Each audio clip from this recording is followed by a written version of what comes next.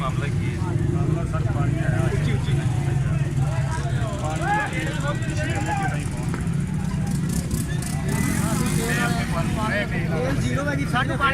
देखो जी सानू 7 मीटर जो पानी आना जी साडा 7 मीटर बनदा सूली कानूनी ला अच्छा 12 ਦਾ ਚੱਲਦਾ ਪਿੱਛੇ ਕਹਿੰਦਾ 12 ਬਿਆਨ ਬਿਆਨ ਅੱਦਾਂ ਹੀ ਸ਼ੁਰੂ ਕਰੋ ਬਿਆਨ ਸ਼ੁਰੂ ਕਰੋ ਜੀ ਦੇਖੋ ਜੀ ਸਾਡਾ ਜਿਹੜਾ ਪਾਣੀ ਆ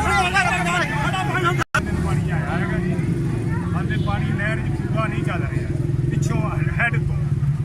ਟੇਲ ਇਹਨਾਂ ਦੀ ਜ਼ੀਰੋ ਪਈ ਆ ਪਿਛਲੇ ਮੌਕਿਆਂ ਦੇ ਵਿੱਚ ਪਾਣੀ ਚੱਲ ਰਿਹਾ ਟੇਲ ਤੇ ਪਿਛਲੇ ਮੌਕੇ ਨਾਲੇ ਮੌਕੇ ਭੰਨੇ ਹੋਏ ਆ ਦੱਸੋ ਮੌਕੇ ਭੰਨੇ ਹੋਏ ਆ। ਇਹਨਾਂ ਦਾ ਮਕਸਦ ਇਹ ਆ ਕਿ ਪਿਛਲੇ ਮੌਕੇ ਦੇ ਐਚ ਜਿਹੜੇ ਉਹ ਡੂੰਘੇ ਲੱਗੇ ਆ ਤੁਸੀਂ ਆਪ ਇਹਨਾਂ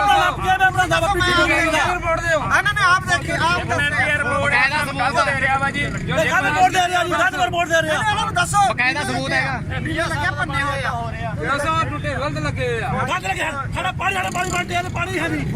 ਸਾਡੇ ਨਿਆਣੇ ਭੁੱਖੇ ਮਰ ਗਏ ਨਿਆਣੇ ਪੰਜੇ ਮਰਦੇ ਪਏ ਆ ਪੱਠਾ ਹੋ ਪੱਠਾ ਪਾਣੀ ਹੈ ਨਹੀਂ ਇਹਨਾਂ ਨੂੰ ਦੱਸੋ ਨਾ ਯਾਰ ਉਹ ਕਿੱਥੋਂ ਜਾਂਦਾ ਸੂਰ ਵਾਲਾ ਪਿਆ ਹੋ ਪਾਣੀ ਦੇ ਲੋ ਕਿੰਨਾ ਕਿ ਜਾਂਦਾ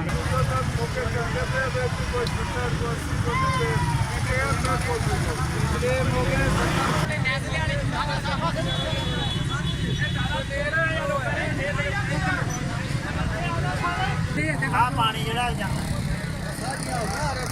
ਸੁੱਕੀਆਂ ਪਈਆਂ ਜਿਹੜਾ ਜਾਂਦਾ ਜਿਹੜਾ ਹੱਥ ਹੈਗਾ ਉਹ ਮਿਲਣਾ ਚਾਹੀਦਾ ਪਿਛਲੇ ਸਾਰੇ ਮੌਕਿਆਂ 'ਚ